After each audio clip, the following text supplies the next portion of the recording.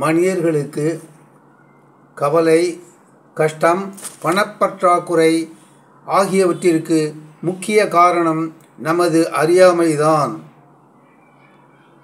மிக முக்கியமான அறியாமை என்பது நமது வாழ்வாதாரத்திற்கு முதுகெலும்பு போல் உள்ள புனித பைபிள் மற்றும் பகவத்கீதையில் காணப்படும் ஒரு வாக்கியம் மட்டுமே. ஒன்று, every man is sent on earth for a particular purpose. உலகில் என்னால் அனுப்பப்பட்ட ஒவ்வொரு நபருக்கும் ஒரு குறிப்பிட்ட வேலையை செய்வதற்காக உலகில் அனுப்பியுள்ளேன் என்று கடவுள் சொல்கிறார். இதே வேறு விதமாக கண்ணபிரான் பகவத்கீதையில் சொல்கிறார், நீ சுயதர்மம் சிறிது செய்தாலும் அதில் எவ்வளவு தவறு இருந்தாலும் உன் தேவைகளை நான் பூர்த்தி செய்வேன். பரதர்மம் எவ்வளவு சிறப்பாக செய்தாலும் நான் உன்னை கவனிக்க மாட்டேன். உனக்கு கவலை, கஷ்டம்தான்.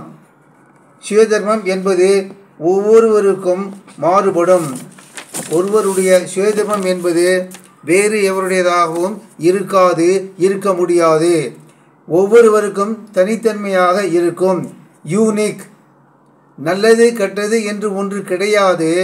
சுயதர்மம் செய்தால் நல்லது. அதில் எவ்வளவு தவறு வந்தாலும் பரவாயில்லை. சுயதர்மம் செய்வதால் என்ன பலன்? சுயதர்மம் செய்யாமல் பரதர்மம் செய்தால் என்ன கெடுதல் என்று பார்ப்போம். மகாத்மா காந்தி ஒரு ஊருக்கு செல்லும் முன்பு அவ்வூர் மக்கள் ஜாதி பசுமாடு வாங்கி அதற்கு தினம் தினம் பாதாம், பிஸ்தா என அரைத்து கொடுத்து காந்திஜி வந்தவுடன் அதன் பாலை கறந்து அன்பாக அவருக்கு குடிக்கிறார்கள். அவர் பாரட்லா என்ற அகில உலக அளவில் சட்டம் படித்ததால் அல்ல, அவர் அகிம்சை என்ற அவரது சுயதர்மத்தை பின்பற்றி வந்தார். மகாத்மா காந்தி மற்றும் அன்னை தெரசா வெளிநாடு செல்ல விசா அவர் வீட்டில் வந்து இலவசமாக கொடுக்கப்பட்டது.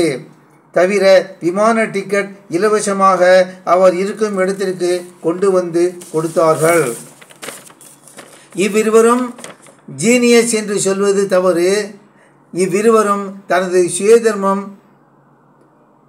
பின்பற்றி வந்தார்கள். இதனால் எல்லாம் இலவசமாக கிடைத்தது.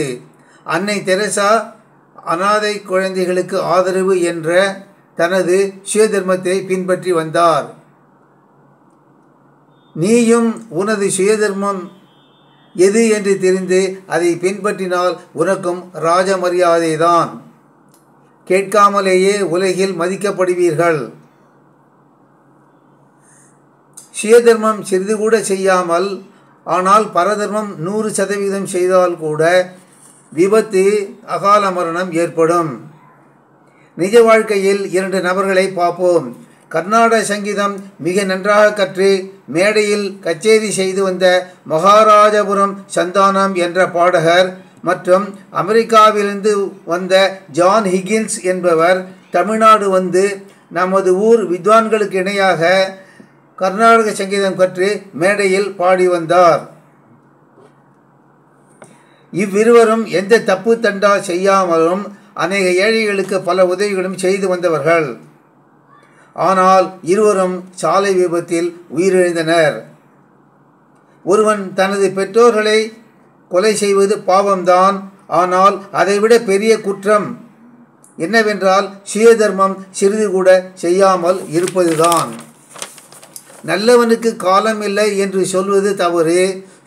சுயதர்மம் செய்யாதவருக்கு உலகில் இடமில்லை என்று மட்டுமே நமக்கு தெரிகிறது. மேற்சொன்ன 2 நபர்களும் கர்நாடக சங்கீதம் என்ற பரதர்மத்தை 100% சரியாக செய்தார்கள். ஆனால் சுயதர்மம் எது என்று அவருக்கு தெரியவில்லை. அதனால் அவர்கள் சாலை விபத்தில் கார் மோதி இறந்துவிட்டனர். மக்களுக்கு ஏன் பிரச்சனைகள் வருகிறது என்று சுமார் 48 வருடங்களாக யோசித்து பல புத்தகங்களை படித்து இதன் பின்புதான் நான் எழுதுகிறேன். உனது சுயதர்மம் எது என்று தெரிந்து கொள்ள முதலில் ஏக்சியமாட்டிக் ஸ்டேட்மெண்ட்ஸ் என்றால் என்ன என்று தெரிந்து கொள்ள வேண்டும். ஆனால் ஒரு கல்லூரி பேராசிரியருக்கு கூட ஒரு ஏக்சியமேட்டிக் ஸ்டேட்மெண்ட் கூட தெரியாமல் இருப்பது துரதிர்ஷ்டம்தான். ஆக்சியம் என்றால் செல்ஃப் எவிடென்ட்லி ட்ரூ என்று அர்த்தம். பிலாசபியில் எல்லோராலும் சரி என்று ஒப்புக்கொள்ளப்பட்ட விஷயங்களை ஏக்சியமேட்டிக் ஸ்டேட்மெண்ட்ஸ் என்று சொல்வார்கள். உனது சுயதர்மம் எது என்று தெரிந்து கொள்ள ஏக்சியமேட்டிக் ஸ்டேட்மெண்ட்ஸ் உனது உதவிக்கு ஓடோடி வருகிறது. ஒரு ஏக்சியமேட்டிக் ஸ்டேட்மெண்ட் சொல்கிறேன். All spontaneous actions are graceful. அதாவது எந்த ஒரு முன்னேற்பாடு இல்லாமலும் வேலைகளை மனதில் தோன்றியபடி செய்து வந்தால் அது கடவுளின் ஆசீர்வாதத்துடன் கூடிய அவரது திறமை என்பதாகும். ஆனால் நாம் என்ன செய்கிறோம்? முன்கூட்டியே தீர்மானித்து பையனை நன்றாக படிக்க வைத்து அவனுக்கு வேலை வாங்கி கொடுத்து இவ்வாறு பல திட்டமிட்டு செய்கிறோம். பகவத்கீதையில் காணப்படுகிறது.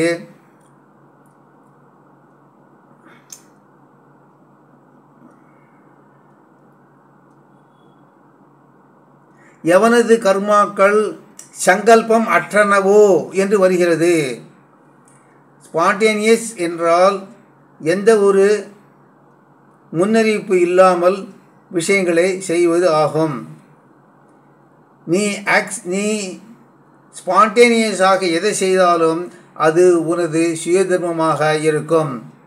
வேறு ஒரு வழியும் சொல்கிறேன். உனது சுயதர்மம் என்பது அநேகமாக உனது பரம்பரையில் உள்ள ஒரு தொழிலாக இருக்கலாம். இதற்கு நீ என்ன செய்ய வேண்டும் என்றால், நீ இரத்த சம்பந்தம் உள்ள உறவினர்களுடன் இருக்கும்பொழுது mustard, aspen, walnut, chestnut bud, elm என்ற 5 மருந்துகளை ஒரு டோஸ் சாப்பிட்டு செல். எவர் வாயிலிருந்தாவது உனது பரம்பரையில் உள்ள தொழில் தெரிய வரும். அது அநேகமாக உனது சுயதர்மமாக இருக்கும். சுயதர்மம் தெரிந்து கொள்ள வேறு ஒரு வழி சொல்கிறேன். இங்கு லைப்ரரி என்றால் என்ன என்பதை முதலில் தெரிந்து கொள்ள வேண்டும். பலர் அது வாசகசாலை என்பார்கள். அல்ல. நீ பள்ளி கல்லூரியில் சுயதர்மம் தெரிந்து கொள்ள முடியாமல் போய்விட்டது என்பதால் இயற்கை எல்லா தேசத்திலும் ஒவ்வொரு பெரிய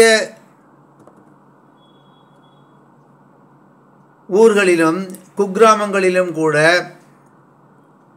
அரசு லைப்ரரி உண்டாக்கி வைத்துள்ளது.